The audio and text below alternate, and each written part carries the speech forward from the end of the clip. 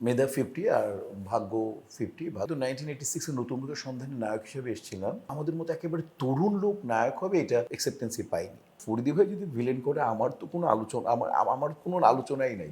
কেমন লাগছে এটা তো মানে বলে বোঝানো যাবে না। মানে এটা তো এখন পেশা থেকে কি বলবো, নেশা পেশার সমন্বয় একটা আমার পেশা।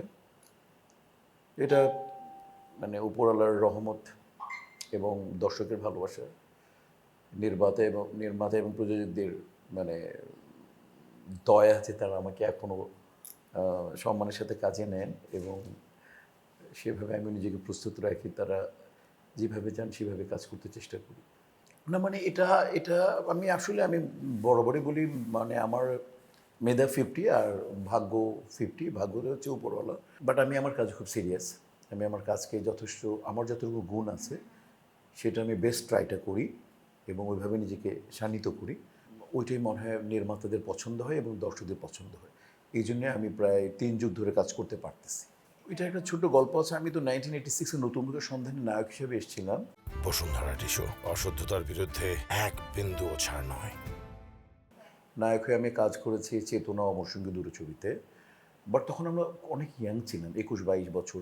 বাট বাংলাদেশে যে ট্রেন্ডিংটা চলতো ওই সময়, তখনও শ্রদ্ধেয় নায়ক রাজ্জাক ভাই, আলমগীর ভাইয়া, ফারুক ভাইয়া, সোহেল রানা ভাইয়া, উজ্জ্বল ভাইয়া, বুলবুল আহমেদ ভাইয়া, এরা নায়ক ছিলেন। ইলিয়াস কাঞ্চন ভাই তখন করতেছেন আর কি। নতুনদের মধ্যে ইলিয়াস কাঞ্চন ভাই খুব প্রমিজিং নায়ক ছিলেন। তো ওনারা সিনিয়ররাই তখন নায়ক ছিলেন। এই জন্য আমাদের মতো একেবারে তরুণ লোক নায়ক হবে এটা এই দুই ছবি রিলিজের পর মানে ওইরকম অ্যাকসেপ্টেন্সই পাইনি। এক, দ্বিতীয় ছিল যে তখনই আমার ইয়াং মানে এন্ট্রি মানে ভিলেন মানে এন্ট্রি ক্যারেক্টার করার অফার চলে আসছে। বাট আমি প্রথম 2 বছর করিনি।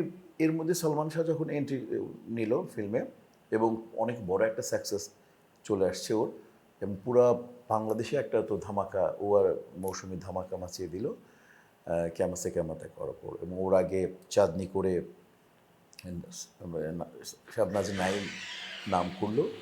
তারপর থেকেই ওই আমি চিন্তা করলাম যে আমার অফার ছিল মানে এন্ট্রি ক্যারেক্টার করা, যে তুমি নাচ থাকবে, গান থাকবে, বাট তুমি এন্ট্রি করো।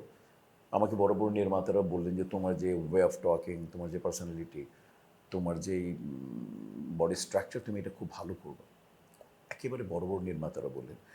এবং এর মধ্যে আরেকজন এন্ট্রি নিল আমার সবচেয়ে প্রিয় আর্টিস্ট শ্রদ্ধেয় হুমায়ুন ফরিদি। উনি শহীদ ইসলাম খোকনের ছবিতে কাজ করলেন। তখন আমি চিন্তা করলাম ফরিদি ভাই যদি ভিলেন করে আমার তো কোনো আলোচনা আমার কোনো আলোচনাই নেই।